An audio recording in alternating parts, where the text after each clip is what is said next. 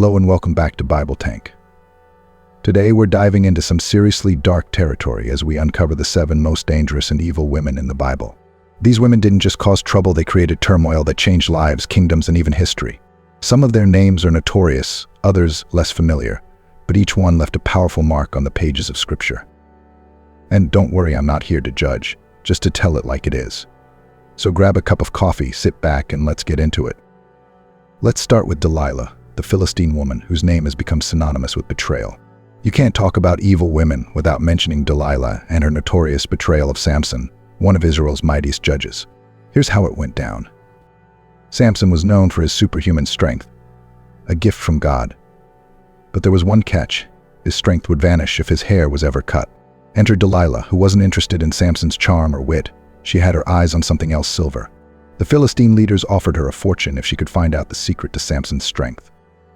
She tried coaxing it out of him, but Samson wasn't born yesterday.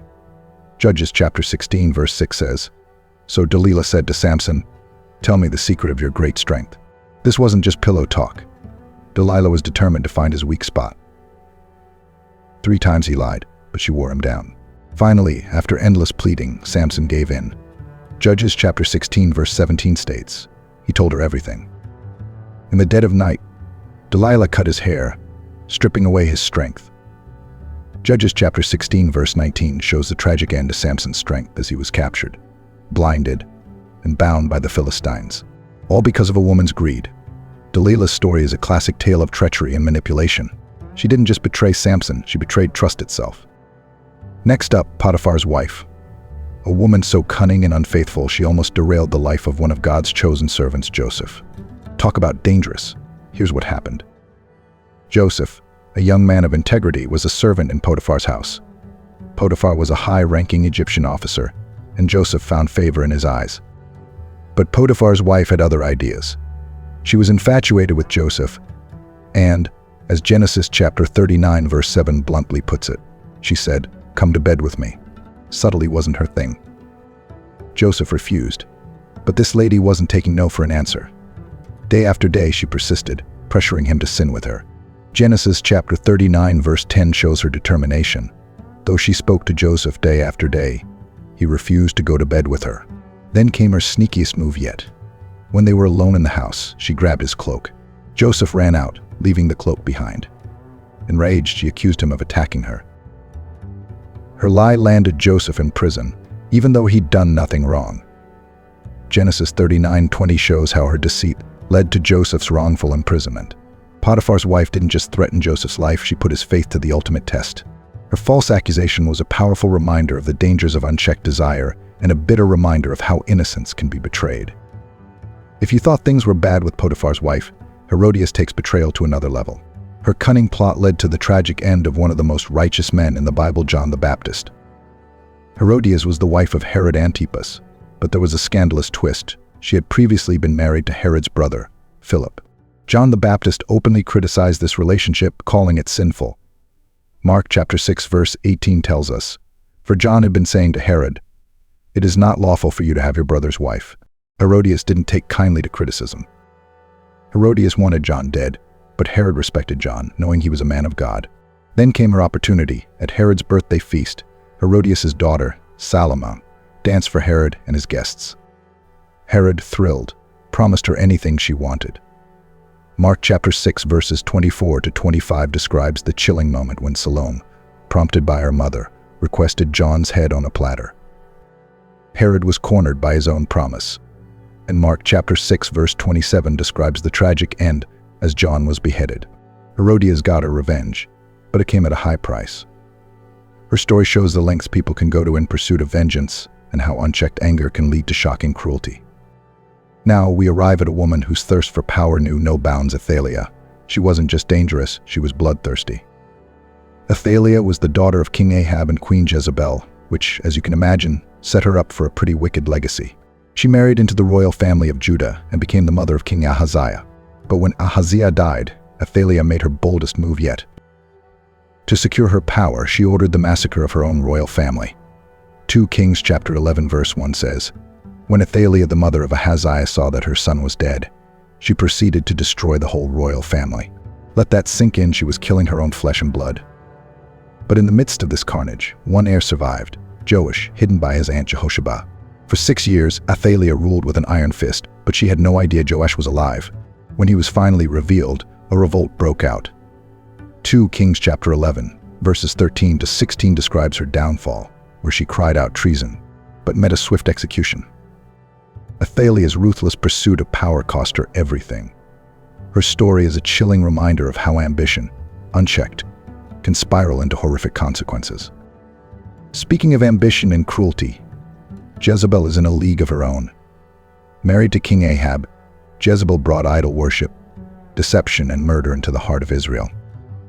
Jezebel was a dedicated worshiper of Baal, a pagan god, and she wasn't shy about imposing her beliefs.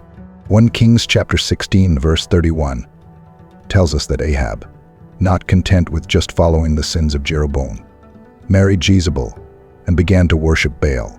She ordered the construction of temples and altars, effectively turning Israel into a land of idolatry. But Jezebel's cruelty didn't stop with idol worship. In 1 Kings chapter 21, verses 1 to 16, we see her orchestrate the murder of a righteous man named Naboth, all because her husband Ahab wanted his vineyard.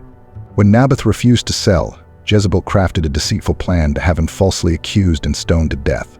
With Naboth out of the way, Ahab seized the vineyard. And that's not all. Jezebel's intense hatred for Elijah and other prophets led to a violent persecution of God's servants. 1 Kings chapter 18 verse 4 mentions how she cut off the prophets of the Lord. Only a few, hidden by a man named Obadiah, managed to escape her murderous spree. But Jezebel's end was as gruesome as her crimes. 2 Kings chapter 9 verse 30 to 37 tells of her final confrontation with Jehu, who ordered her to be thrown from a window. Her body was trampled, and dogs devoured her remains just as Elijah had prophesied. Jezebel's legacy is a stark warning of the consequences of unchecked evil. Her story, filled with betrayal, idolatry, and violence, stands as one of the Bible's most unforgettable lessons on the dangers of power without morality. Gomer is an interesting case. She's not the typical evil queen or seductress, but she broke her husband's heart again and again. Married to the prophet Hosea, Gomer is known for her infidelity, and her story is one of the most emotional and unique in the Bible. God instructed Hosea to marry Gomer, knowing full well she would be unfaithful. Hosea chapter 1, verse 2 records this command: "Go, take to yourself a wife of whoredom and of children of whoredom, for the land commits great whoredom by forsaking the Lord." This wasn't just about Hosea's personal life. It was meant to be a picture of Israel's unfaithfulness to God. Gomer bore Hosea 3 children, but her wandering heart led her back to a life of promiscuity. In Hosea chapter 3 verse 1, God instructed Hosea to redeem her despite her betrayal. Hosea's pursuit of Gomer, despite her unfaithfulness, mirrored God's relentless love for Israel. Though Gomer wasn't directly dangerous like Jezebel or Athaliah, her actions broke a sacred covenant, symbolizing the heartbreak that comes from betrayal. Her story is a raw, relatable reminder of the pain that comes from broken promises and the incredible power of forgiveness.